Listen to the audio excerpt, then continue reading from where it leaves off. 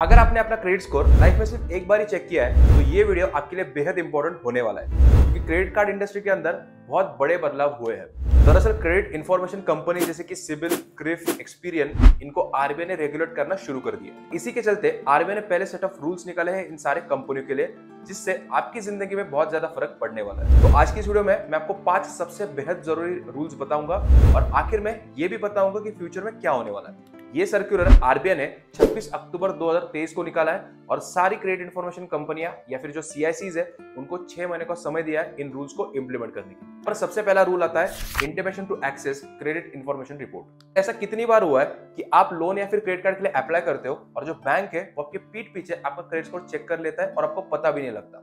ये तो फिर भी ठीक है, लेकिन कई बार ऐसा भी होता है कि आप 2 बैंक्स में इंक्वायरी करते हो और 10 बैंक आपके क्रेडिट स्कोर को चेक कर लेती है। ऐसा इसलिए होता है क्योंकि कोई ना कोई बैंक आपकी इन्फॉर्मेशन को पास ऑन कर देता है कि ये कस्टमर लोन लेने वाला है, इसीलिए सारे बैंक जाके आपका क्रेडिट स्कोर चेक कर लेते हैं विदाउट योर कंसेंट।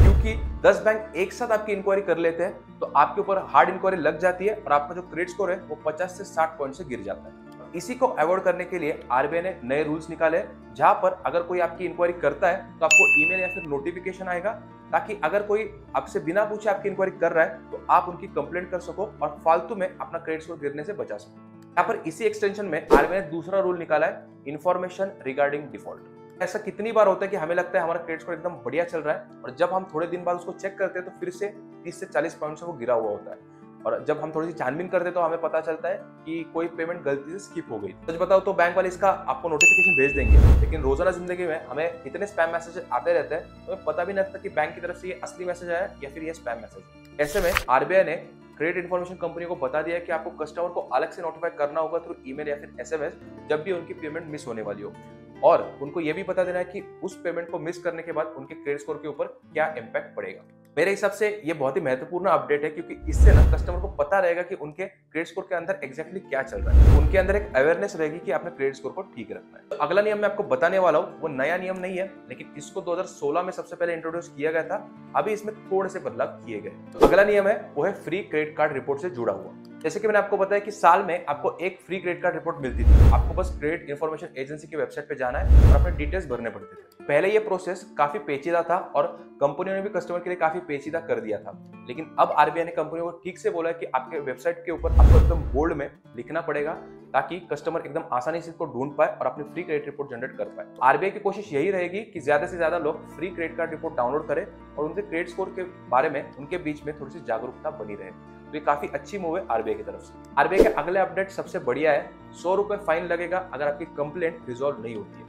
सुन के आपको काफी मजा आने वाला है, क्योंकि आपकी क्रेडिट रिपोर्ट में अगर कोई गलती से कोई गड़बड़ है, जैसे कि कोई लोन चढ़ा हुआ है गलती से या फिर आपने लोन क्लोज कर दिया लेकिन वो दिख नहीं रहा है, तो आप सीधा क्रेडिट एजेंसी पे कंप्लेंट कर सकते हो। अगर क्रेडिट एजेंसी वाले उसको 30 दिन के अंदर सॉल्व नहीं करते तो प्रतिदिन 100 रुपए के हिसाब से आप उनसे कंपेंसेशन ले सकते हैं। इसमें एक इशू ऐसा आ सकता है कि कंपनी वाले बोले कि हमें बैंक से डेटा मिला ही नहीं, तो हम 30 दिन में कैसे अपडेट करें। इसके लिए भी आरबीआई ने एक नया रूल निकाला है। आरबीआई ने कहा कि बैंक से 21 दिन के अंदर जो अपडेटेड डेटा है वो एजेंसी के पास आ जाना चाहिए। अगर नहीं आता है तो बैंक आपको प्रतिदिन 100 रुपए के हिसाब से जुर्माना देगी। अगर आ जाता है 21 दिन के अंदर फिर भी इंफॉर्मेशन अपडेट नहीं होती है तो फिर जो एजेंसी है वो आपको प्रतिदिन 100 रुपए के हिसाब से जुर्माना देगी। 30 दिन का समय शुरू होगा जब से कस्टमर ने कंप्लेंट की है तब से। तो अगर 21वें दिन बैंक डेटा भेजती है एजेंसी को, तो एजेंसी के पास सिर्फ 9 दिन बचते हैं अपने कस्टमर की कंप्लेंट रिजोल्व करने के। इसके अंदर भी एक लूप होल है।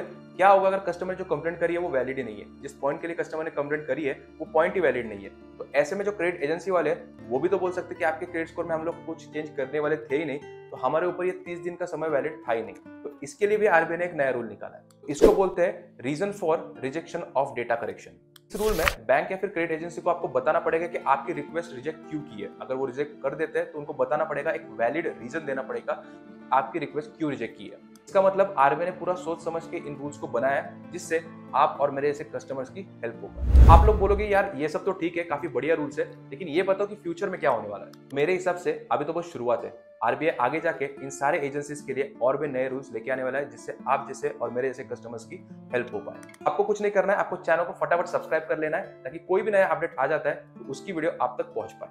अगर कोई भी डाउट है तो मुझे कमेंट्स में जरूर बताना और वीडियो को लाइक जरूर करना।